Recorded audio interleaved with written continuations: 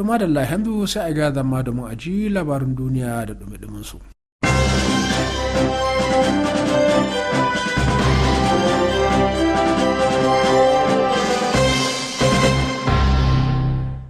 Ga labaran duniyan da farko ga kanunsu.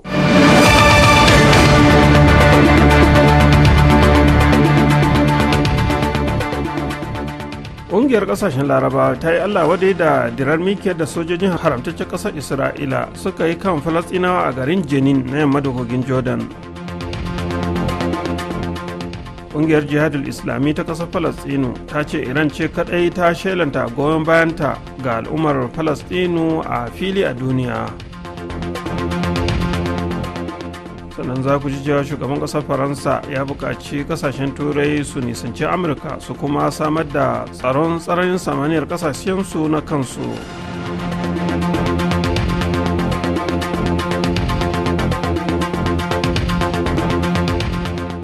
Yanzu kuma ga cikakkun labaran.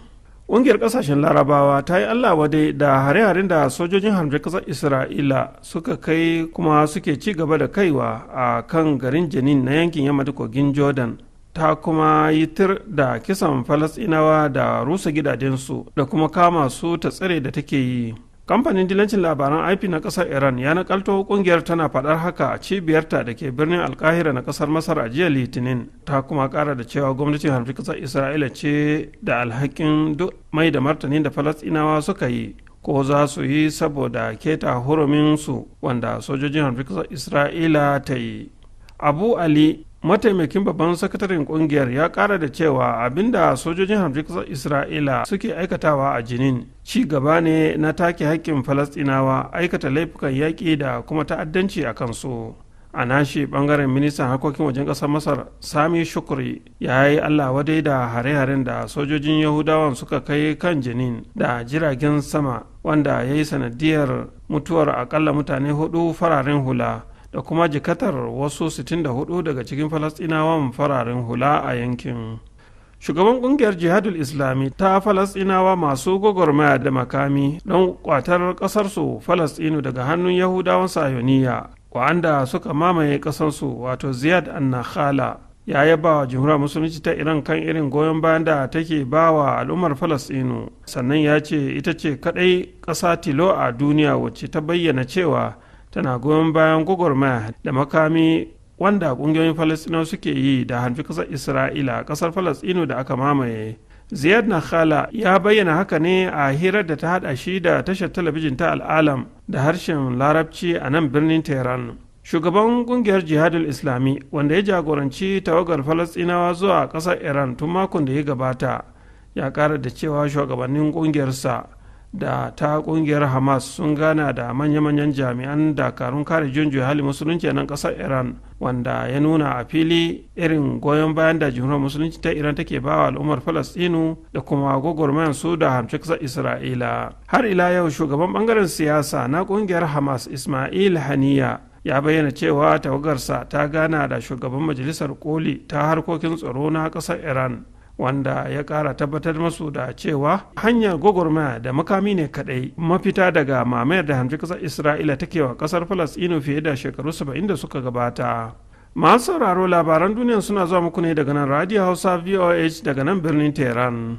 Shugaban ƙasar Faransa Emmanuel Macron ya buƙaci ƙasashen Turai su nisanci ƙasar Amurka su kuma samar da tsaron sararin samaniyar ƙasashensu na kansu, su daina dogaro da ƙasar Amurka don samar da tsaron sararin samaniya a ƙasashen nasu.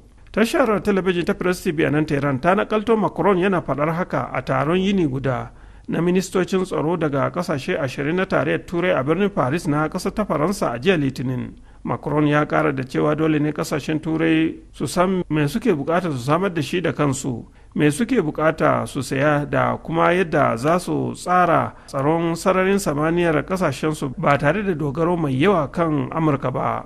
Ya kuma kara da cewa dole ne kasashen turai su samar da makaman da suke bukata a cikin nahiyar turai ba wajenta ba, banda haka su daina sayan makamai a kasuwannin makamai a duniya. macron ya ce bai kamata kasashen turai su yawaita sayan makamai daga ƙasar amurka ba a yayin da suna iya inganta wa'anda suke samarwa a cikin ƙasashen nahiyar. Wa'anda suka shirya taron da sun bayyana cewa an tattauna buƙatar samar da garkuwar makaman drone ko kuma jiragen yaƙi wa'anda ake sarrafa su daga nesa da kuma garkuwar makamai masu linzami saboda abin da ake gani a fili a yakin da ake fafatawa tsakanin rasha da kuma ukraine. Wakilin majalisar ɗinkin duniya na musamman a ƙasar libya ya bayyana cewa zai gaggauta tattaunawa tsakanin 'yan siyasa a ƙasar libya don tabbatar da cewa an gudanar da zaɓuka cikin 'yan watanni masu zuwa. Jaridar arab news ta ƙasar saudiya ta nakarto abdullahi bathili yana faɗar haka a gaban kwamitin tsaro na majalisar ɗinkin duniya a jiya litinin.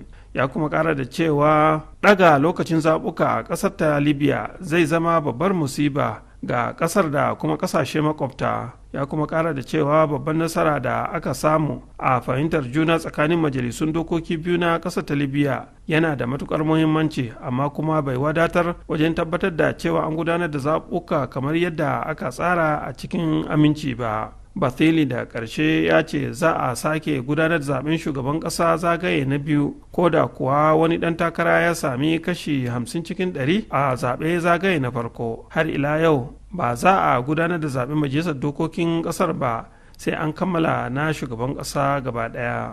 Masu sauraro ƙarshen labaran duniyan kenan.